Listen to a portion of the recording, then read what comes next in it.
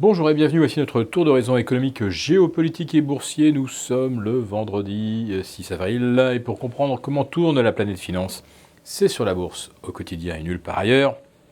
Et l'épisode du jour s'intitulera First Blood. Ou le premier qui s'énerve, il a perdu. Oui, je fais référence à cette déclaration d'un ministre du Commerce chinois qui estime que ce sont les États-Unis qui ont ouvert les hostilités. Comme dirait Rambo, ce sont eux qui ont versé le First Blood. Et pour les Chinois, celui qui s'énerve, il a perdu d'entrée de jeu.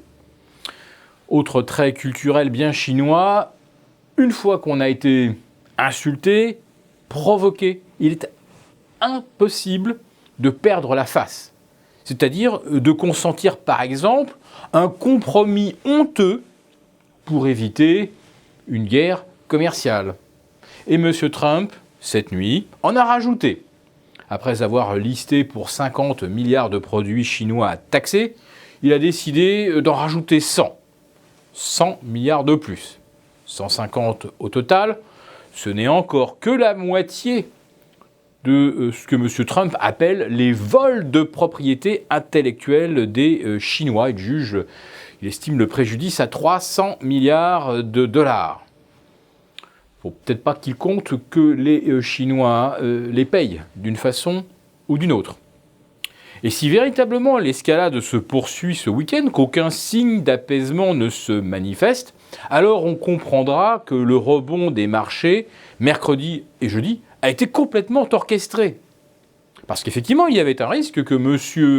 Trump en remette une couche. Mais les marchés ont fait comme si la guerre commerciale allait se résoudre par un pot entre potes sur le coin d'un bar où on va renégocier à la marge quelques barrières douanières, etc.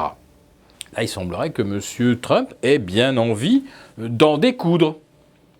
Et que le marché ne l'ait pas compris, ça serait quand même un petit peu curieux.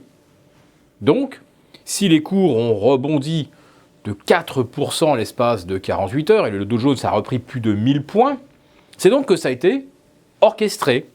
On a fait exprès de prendre en fait les vendeurs à contre-pied et de les faire classiquement courir après le papier. Alors, dans un contexte de guerre commerciale, la volatilité augmente et à un moment ou à un autre, on casse les supports. Alors on s'est redonné un petit peu de marge, mais enfin, n'oublions pas que sous 23 500, le Dow Jones pourrait décrocher en direction des 21 000, que sous 5 080, le CAC 40 se retrouverait en mauvaise posture. Alors vous nous direz, bon, il a encore aujourd'hui près de 170 points de marge de sécurité, environ 3%. Et quant au S&P 500, le support est toujours situé aux alentours de 2575.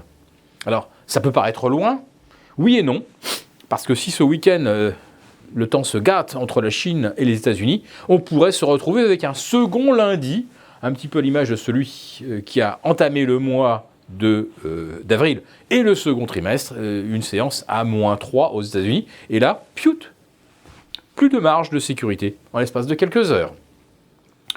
Je voudrais également vous reparler un petit peu des cryptos, alors que certains grands influenceurs, grands connaisseurs,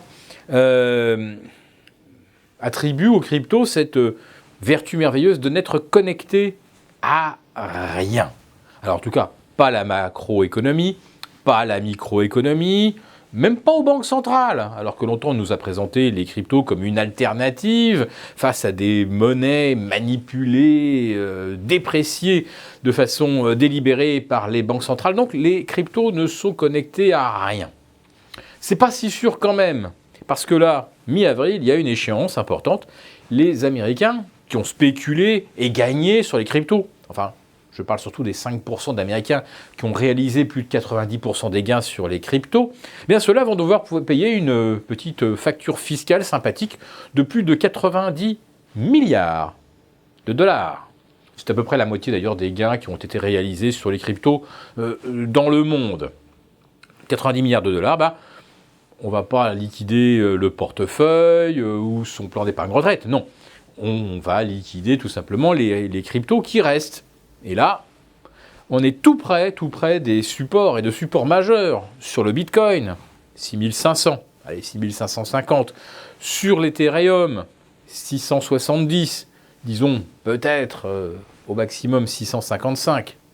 Mais, 355. Si on enfonce ces planchers, eh bien, on pourrait retrouver le Bitcoin très rapidement vers 3005 ou l'Ethereum vers 175. Autrement dit, potentiel de repli supplémentaire de 50%.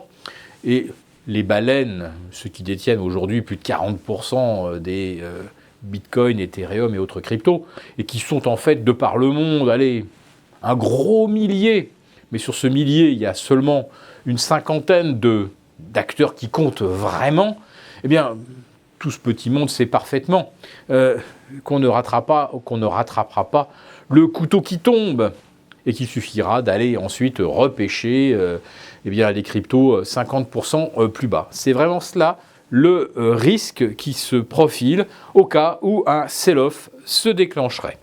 Voilà.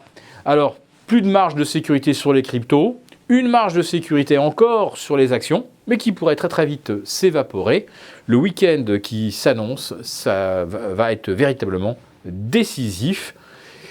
Et celui qui a versé le premier sang pourrait bien le regretter.